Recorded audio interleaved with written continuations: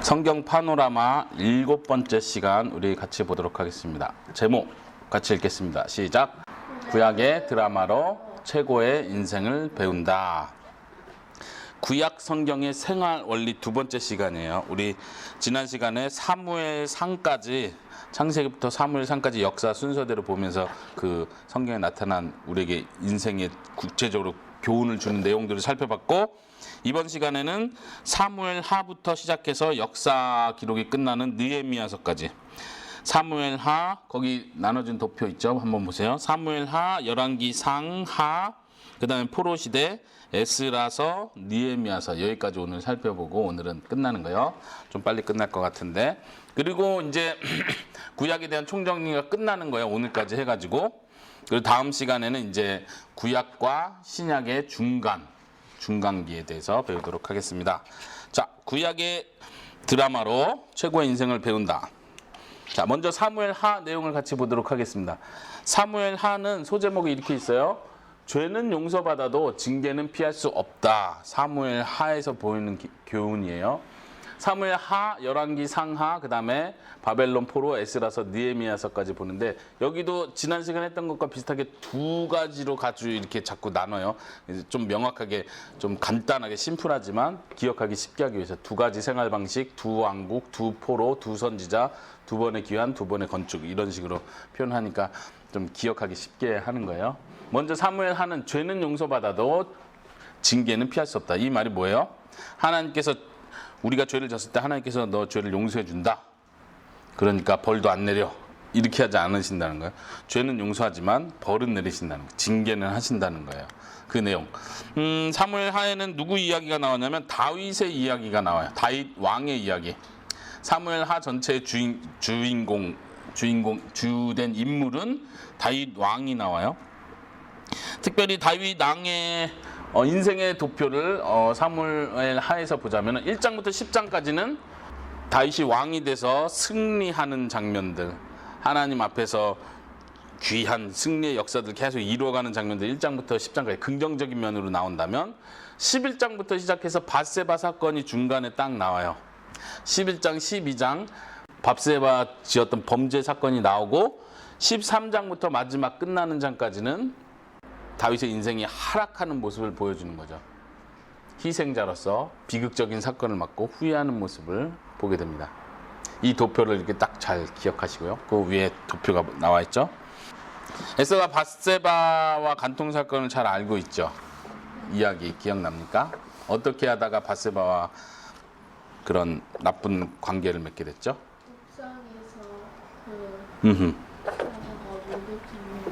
네. 근데 밧세바는 어떤 사람이었어요? 이미 결혼한 사람이었죠.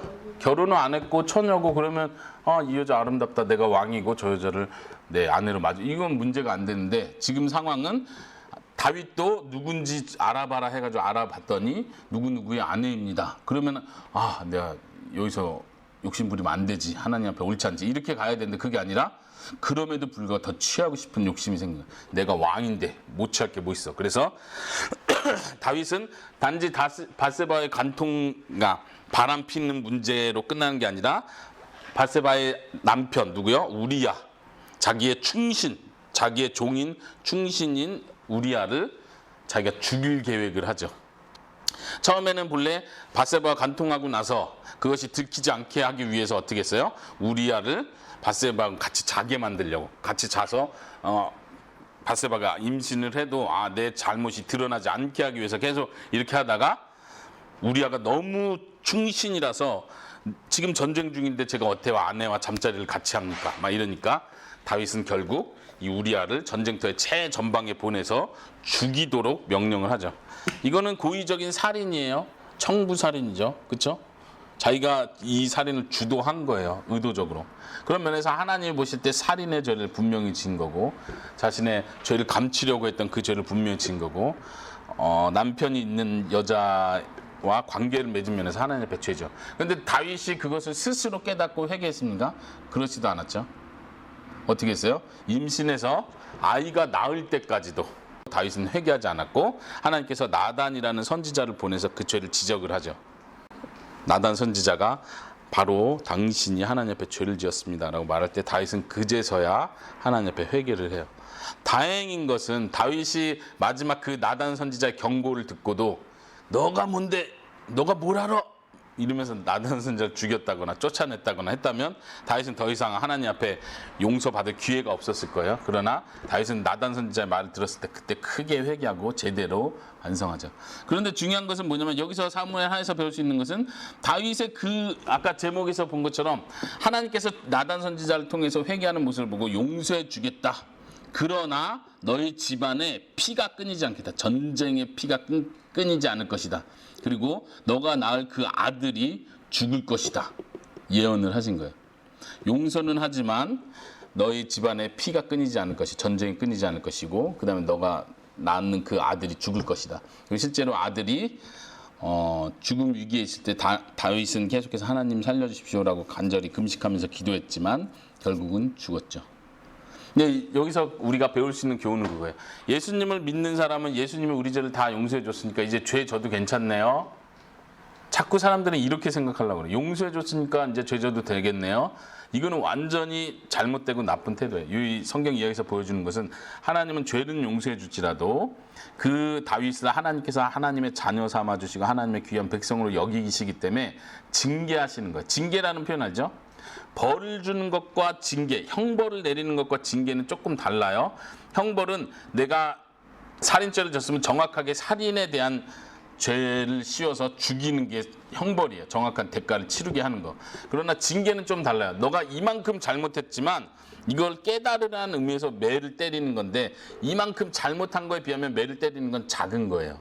이런 걸 징계라고 표현할 수 있어요. 하나님께서 믿는 자들을 징계해 주시는 거예요. 그 죄를 깨닫도록 각성하도록 다시는 그런 일을 하지 않도록 하기 위해서 징계를 내리세요. 히브리서에 보면 특별히 하나님께서 자기의 사랑하는 자식을 근실히 징계하신다 이런 표현을 해요. 징계하지 않으면 사생자와 같다. 진짜 아들이 아니다. 이렇게 표현하는 거죠.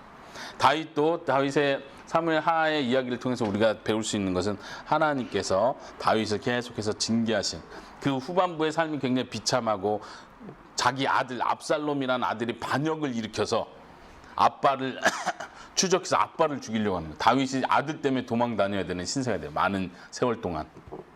처음에는 사울 왕 때문에 도망 다녔었잖아요. 사울 왕이 자기를 죽이려고 했어. 근데 최고의 왕의 자리에 올리고 최고의 전성기를 보냈던 그 다윗이 나중에는 비참하게 아들에게 도망 다니는 신세가 되고 아들이 심지어 다윗이 많은 여인들, 그러니까 왕비들을 많이 뒀는데 다윗도 많은 여자들을 뒀어요. 아내들을. 근데 그 아들이 말하자면 그 자기의 다윗의 아내들과 동침을 해요. 잠자리를 같이 해버려요. 이거는 이제 아빠를 모독하는 행위를 공개적으로 해버리는 거예요. 상상이 돼요? 자기한테는 압살롬한테는 자기 엄마 뻘이 되잖아요. 다. 자기 엄마는 한 명이겠지만 다른 엄마들하고 잠자리 일부러 하는데 성경에 보면 공개적으로 사람들이 다 보는 자리에서 잠자리를 막 강제로 하는 거예요. 그러니까 완전히 다윗의 입장에서는 완전한 모독을 느끼는 거죠. 도망치는 신상. 하나님께서 다윗을 그렇게 벌을 내리셨다는 거, 징계하셨다는 거 여기서 우리가 깨달아야 됩니다. 여기 보면은 자유로운 선택을 할 수 있다. 그리고 자유로운 선택의 결과에 따라 살아야 한다. 하나님께서 우리에게 자유로운 선택을 할 수 있도록 해서 순종할 수도 있고 불순종할 수도 있고 그러나 중요한 건 우리가 선택한 거에 대한 결과에 대한 책임을 우리가 져야 된다는 거예요. 두려운 얘기죠. 물론 하나님께서 은혜를 주시지 않으면 우리는 어쨌든 저주 가운데 어쨌든 모든 형벌을 받아야 되지만 여전히 하나님의 자녀이기 때문에 하나님께서는 이 징계 아까 표현한 대로 징계마저도 가볍게 해주시니까 우리가 사는 거예요. 우리가 잘못한 것만큼 그대로 너가 잘못한 것만큼 그대로 하나님이 벌을 내리면 우리는 살아남을 수 없어요. 그렇죠? 하나님은 그것에서 작게 벌을 내리시는 거예요. 이스라엘 백성들이 이스라엘의 역사를 통해서 하나님을 불순종하고 하나님의 말씀을 듣지 않았을 때도 하나님께서는 이스라엘 백성들을 징계하세요. 포로로 끌려가게 만드세요. 그렇지만 이스라엘 다 죽여버리는 것이 아니라 남겨주시는 거죠. 왜냐하면 이 자녀를 교훈하기 위해서. 이해되세요? 이 두 가지가 같이 간다. 자르면 효력이 없다 이렇게 써 있는데 이 자유로운 선택과 결과, 그 선택한 결과에 따라서 인생이 바뀌는 거. 여기서 또 잘 보면은 바람 피는 어떤 그림을 그리고 있는데 그거에 대한 대가를 뭐 받는다 이런 표현을 하는 거예요. 여기도 좋은 예를 하나 했는데 예를 들면 담배를 한평생 핀 사람이 있어요. 계속 담배 피워. 이건 자기가 선택한 거잖아요. 근데 이 사람이 예수님을 믿었어. 근데 나중에 보니까 폐암에 걸렸대. 담배 때문에. 그럼 이 사람 기도하겠죠. 하나님, 제가 이제 예수 믿고 반성하겠으니까 폐암에서 벗어나게 해주세요. 하나님이 기적적으로 폐암에서 벗어나기도 해줄 수 있지만 자기가 지금까지 담배를 폈다면 담배 핀 거에 대한 대가를 그냥 받아들여야 되는 거예요. 하나님이 그거를 꼭 폐암에서 구원해줘야 될 의무가 있는 건 아니에요. 우리가 예수님을 믿는다고 해서 내가 공부 안 했지만 하나님이 지혜를 주시면 갑자기 똑똑해질 수도 있어. 아빠도 어릴 땐 그런 생각 했던 것 같아요. 근데 그거에 대한 대가는 하나님 철저하게 받게 하시는 거예요. 자, 두 번째 책으로 넘어가 볼까요? 열왕기상. 열왕기상은 솔로몬의 이야기부터 시작해가지고 북쪽과 남쪽이 갈라지는 그 이야기가 담겨 있다고 했어요. 열왕기상에서 배울 수 있는 제목은 현명한 충고는 마음에 새기는 것이 안전하다. 이 이야기는 뭐냐면은 솔로몬이 왕이 되고 솔로몬이 큰 통일 왕국에서 큰 세력을 잇고 나서 그 다음 세대에 대한 이야기를 하는 거예요. 솔로몬의 아들 이름이 르호보암이었어요. 르호보암이었는데 르호보암이 이제 왕이 되었을 때 백성들이 솔로몬 왕의 아들 르호보암에게 막 요구를 해요. 이제 우리가 지금 너무나 세금이 많습니다. 왜냐하면 솔로몬 당시에 굉장히 이스라엘 백성이 부강한 나라가 되면서 많은 건축을 하고 그 건축을 위해서 많은 인력이 동원되고 많은 세금을 걷어들였어요. 솔로몬 때 굉장히 부강한 나라가 되면서 그러니까 백성들 입장에서 너무 힘들었던 거예요. 솔로몬 시대가. 그러니까 아들 세대가 됐을 때 이제 좀 세금 좀 내려주시고 우리를 이렇게 노역이라고 하죠. 이렇게 노예로 일을 하도록 불러 모으는 거 이런 것 좀 줄여주십시오라고 요구했는데 르호보암이 여기서 중요한 선택을 하는데 뭐냐면은 먼저 아버지 세대 그 훌륭했던 조언자들 왕을 조언하는 사람들 있잖아. 그 사람들에게 먼저 물어봐요. 내가 어떻게 하는 게 좋겠습니까? 했더니 세금을 내려주십시오. 그래야 백성들이 더 왕에 대해서 고마워하고 영원토록 왕을 잘 섬길 것입니다. 이렇게 조언을 했어요. 근데 르호보암이 또 누구한테 조언을 받냐면 자기 또래 친구들, 다시 말하면 자기와 같이 어린 시절 같이 보냈던 그 관직들에게 조언을 거예요. 뭐라고 대답했겠어요? 세금을 더 강하게 해야 된다. 여기서 너가 연약한 모습을 보이면 안 된다. 강하게 더 세금을 매기고 너가 얼마나 무서운지를 보여줘라. 이런 식으로 조언했고 르호보암은 무슨 조언을 택했겠어요? 친구들의 조언을 택했고 이 사건으로 결정적으로 이 사건으로 남북이 갈라지는 거예요. 이스라엘 지파가 12지파였는데 그 중에 12지파 중에 10지파가 반항을 해버린 거예요. 반란을 일으킨 거예요. 그래가지고 그 중에 여로보암이라는 솔로몬의 신하 여로보암을 왕으로 세워서 분리해서 나가버리는 거예요. 그러니까 결정적인 실수를 한 거죠. 교만했던 거죠. 어떤 면에서 충실했던 여기서 표현한 대로 현명한 충고를 받아들이지 않고 자기의 생각, 자기 친구들의 생각, 얄팍한 사람들의 생각을 따르다가 이런 결과를 맞이했다.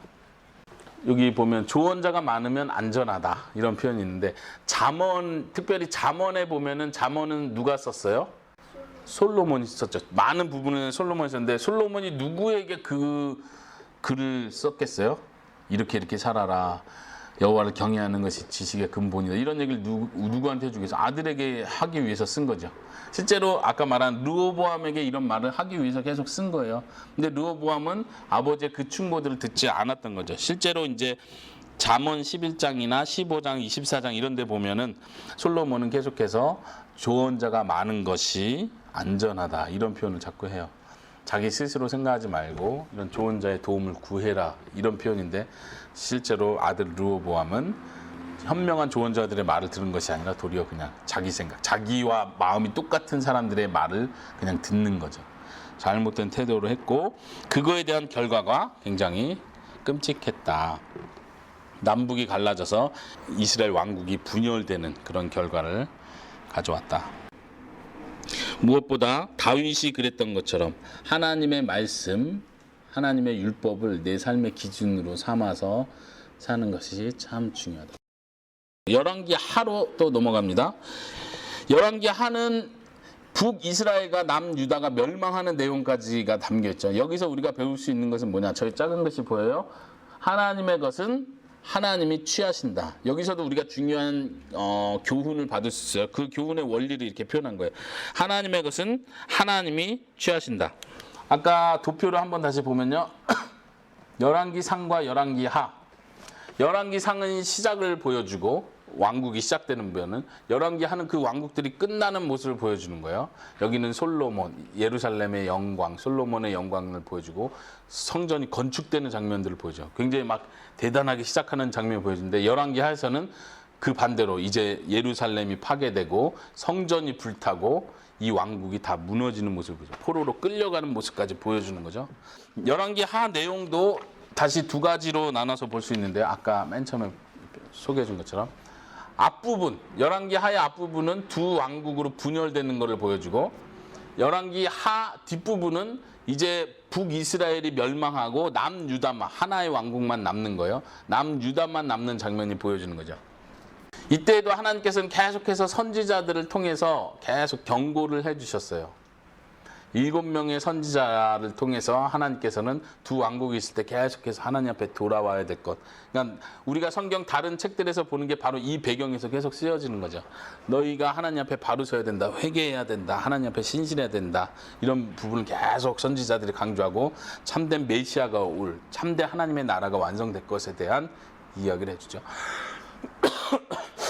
그리고 한 왕국, 남쪽 유다만 남았을 때도 하나님께서는 계속해서 경고를 해주세요. 나훔, 스바냐, 에레미야, 하박국 이런 선지자들을 통해서 하나님께서는 계속 북이스라엘이 멸망한 걸 받지 않느냐. 너희도 예외가 아니다. 너희도 하나님 앞에 바르게 서야 된다. 근데 남유다는 계속해서 생각하기를 하나님께서 우리 민족은 택했다. 북이스라엘은 이미 하나님을 떠난 민족이다. 우리는 하나님의 약속이 있고 우리에게는 예루살렘 성전이 있고 이 성전 가운데 하나님이 계신다. 그러니까 이 나라가 멸망하진 않을 것이다 라고 스스로 이렇게 위안을 한 거예요. 많은 선지자들은 그렇지 않죠. 특별히 예레미야 같은 경우는 바벨론이 쳐들어올 것이고 너네는 반드시 항복해야 된다. 사람들은 더 화가 나는 거야. 아니 하나님의 나라, 하나님의 성전이 있는데 이게 무너지고 멸망한다는 게 말이 되냐? 너가 이단이다. 이런 식으로 너가 거짓 선지자다. 이런 식으로 몰아가는 거예요. 이스라엘 사람들의 교만한 모습을 열왕기 하에서 볼 수 있어요. 여기도 한번 좁혀보세요. 북쪽 이스라엘은 11명의 왕들이 계속 다스렸었어요. 이 11명의 왕들이 성경에서는 계속 평가하기를 이 11명의 왕들이 다 악한 왕이었다. 이런 평가를 해요. 마지막 선지자 호세아가 있을 때까지 11명의 왕들은 계속 하나님 앞에 악한 일을 하고 하나님은 그것에 대해서 결국은 징계하시고 벌을 내리시는 거죠. 그래서 어떤 영적인 단계로 말하자면 계속 하락하는 그림을 보여줘요. 그런데 유다의 역사는 남쪽 유다의 역사는 좀 달라요. 하나님께서는 이 남유다에게 언약을 맺으셨고 다윗의 왕과 맺은 언약을 기억하셔서 내가 다윗의 왕을 너희 민족 가운데 세울 것이다. 내가 결국은 남유다 역사를 통해서 예수님이 탄생하시는 거예요. 다윗의 계보, 다윗의 족보를 통해서 예수님이 탄생하는 거죠. 그래서 하나님은 북이스라엘은 공식적으로 버리셨지만 남유다는 버리신 건 아니에요. 그래서 계속 징계하시는 거예요. 어느 땐 착한 왕이 나오고 어느 땐 악한 왕이 나오고 계속 이런 일들이 영적으로 다시 개혁을 일으켰다. 다시 또 악한 왕이 나와서 하나님 앞에 보시기에 악한 일들을 행했다. 이런 일들 계속 하는 거죠. 남쪽 유다는 20명의 왕들이 있었다면 성경에서는 8명의 왕들이 선한 왕이었다. 이런 평가를 해주고 있습니다. 이 다음 도표는 많은 선지자들을 하나님께서 보냈는데 약 30명의 선지자들을 하나님께서 보내셔서 계속해서 경고를 하시는 거예요. 이제 여기 나온 도표는 북쪽 이스라엘, 남쪽 유다에서 활동했던 선지자들 이름을 쭉 했는데 이 선지자들은 성경 책을 기록하지는 않았어요. 그래서 우리가 알 수는 없지만 이렇게 많은 선지자들 하나님께서 보내셨고 계속해서 경고하셨다. 그런데 우리가 여기서 아까 소 제목이 뭐였어요? 하나님의 것은 하나님이 취하신다. 이스라엘 백성이 결국은 하나님의 말씀을 듣지 않고 계속 악한 길로 갔을 때 하나님께서는 바벨론 포로로 잡혀갈 것을 말씀하시면서 70년이라는 기간을 하나님이 정했어요. 70년 동안 포로 생활을 할 것이다. 그러니까 하나님께서는 기회를 주신 거죠. 완전 너네 멸망해서 없어진다 이게 아니에요. 북이스라엘에 대해서는 하나님은 멸망할 걸 얘기했어요. 다 흩어졌어요. 북이스라엘은 다시 회복되지 않았어요.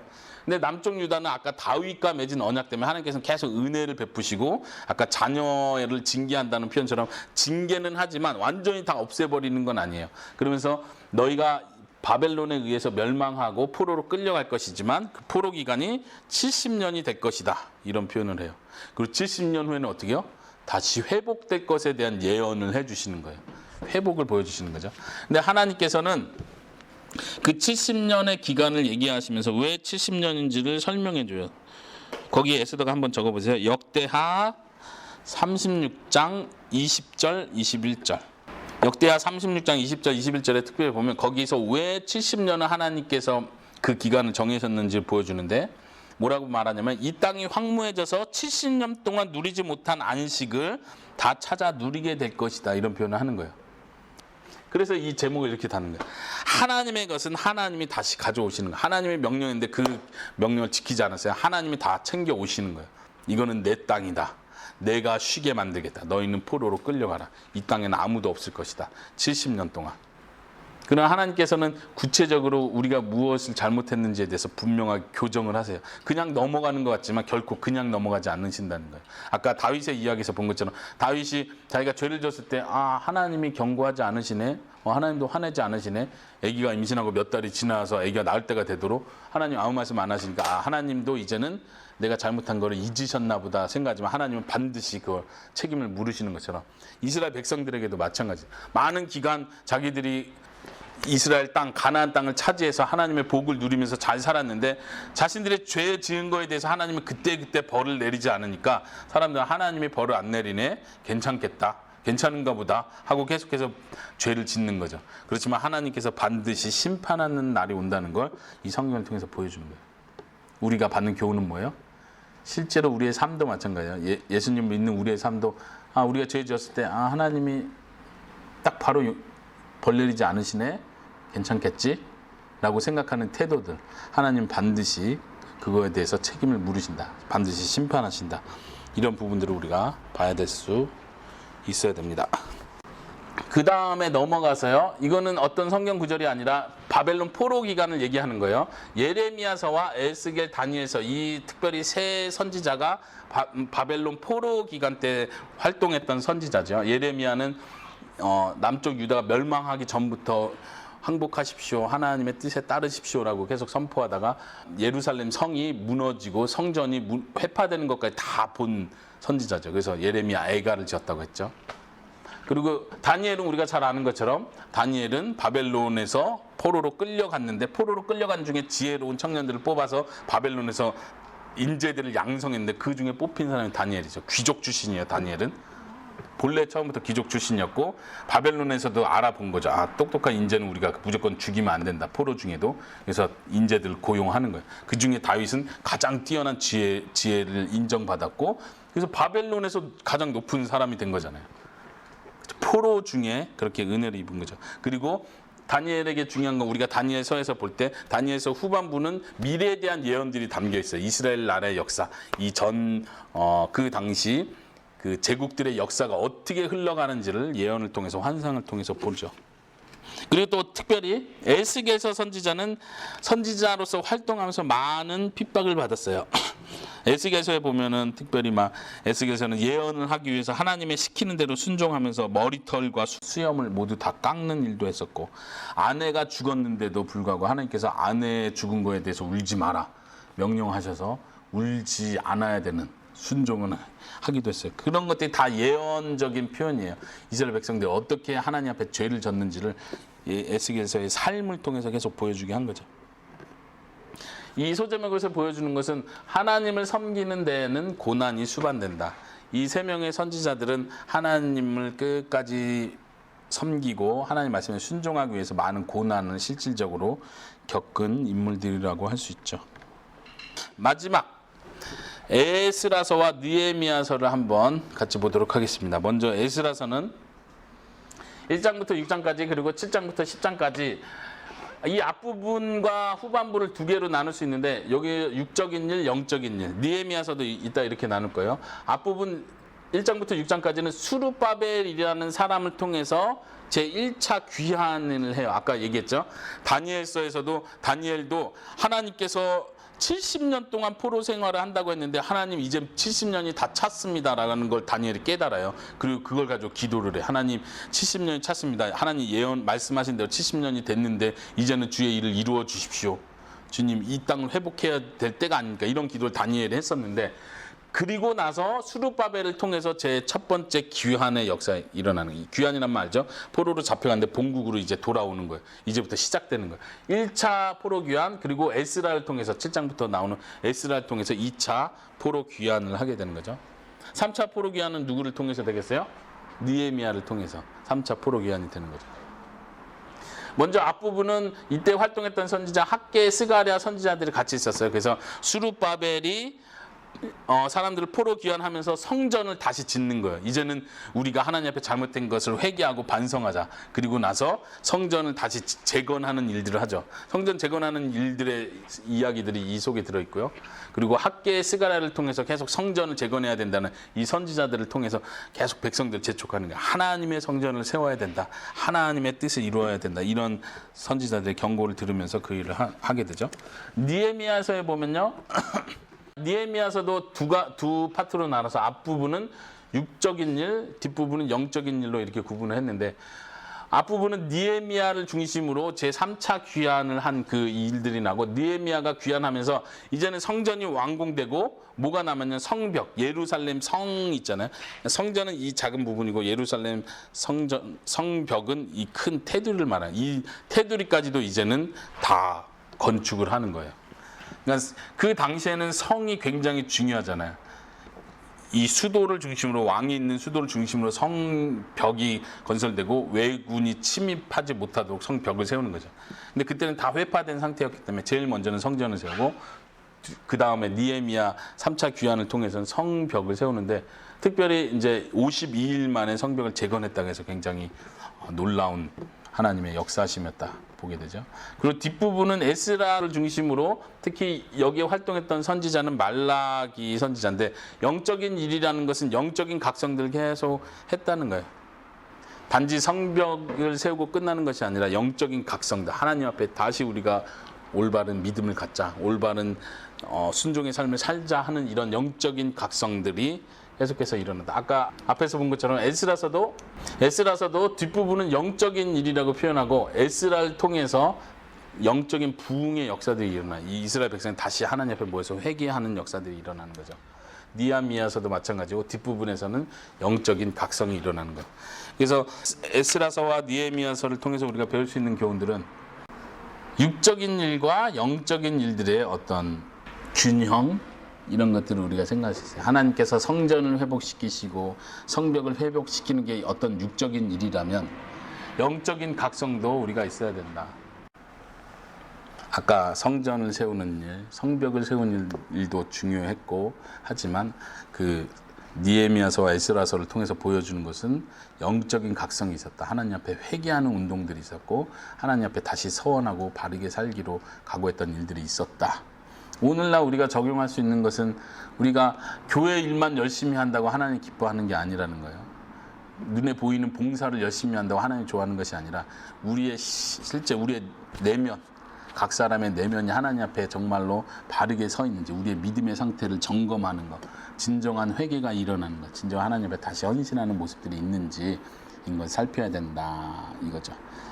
이렇게 해서 오늘 구약의 스토리를 역사를 통해서 보는 스토리를 했고 구약의 생활 원리를 지금 전반부 지난 시간과 이번 시간에 통해서 구약의 생활 원리를 다뤘는데 이제 이거는 아빠의 개인적인 생각인데 이 책에서는 어떤 그냥 단순히 생활 원리라는 이름으로 표현을 했는데 사실 우리가 구약 성경을 볼 때 가장 중요하게 봐야 될 것은 지난 시간에도 잠깐 봤지만 출애굽기의 유월절 사건을 통해서 예수님의 피를 상징한다고 했잖아요. 유월절 어린 양의 피가. 우리가 구약을 바라볼 때 계속해서 단순히 생활의 원리나 교훈만을 보는 게 아니라 사실은 예수님의 구원의 역사를 구약 안에서 계속 봐야 돼요. 다시 말하면 구약 이스라엘 백성들이 하나님 앞에 죄를 짓고 또 여전히 회개하는 것 같지만 돌아오지 못하고 또 다시 죄를 반복하는 모습들을 통해서 사람의 노력으로 스스로 구원할 수 있는 게 아니라 진짜 참 메시아 예수님께서 오셔야 된다. 그 메시아가 우리의 죄를 대신해서 죽으시고 또 그 새 약속에 포함된 성령님이 우리 속에 역사하실 때 우리가 진정으로 변화된 삶을 살 수 있다. 예를 들면 여기서 육적인 활동과 영적인 활동 이렇게 나눴지만 아빠가 강조하고 싶은 것은 성경 속에서 강조되어야 하는 것은 성령님의 역사하심이 있어야 우리의 영적인 참된 각성이 있을 수 있다. 이걸 보여주는 거예요. 그래서 구약을 바라볼 때 우리는 계속해서 예수 그리스도를 중심으로 바라보는 관점이 되게 중요하고 성령님의 역사하심을 통해서 우리의 진짜 내면의 변화가 있을 수 있다는 것을 이해하는 게 중요하다. 그러니까 이제 이 책에서는 이제 아빠가 생각하는 거에서 좀 아쉬운 게 그런 부분이다 이거예요. 예를 들면 정말 구약 전체를 예수님이 어떻게 예언되고 있는지, 예수님의 중요성이 어떻게 성취되고 있는지를 구약과 신약을 통해서 이렇게 보여주면 좋은데 그런 부분은 좀 아쉽다.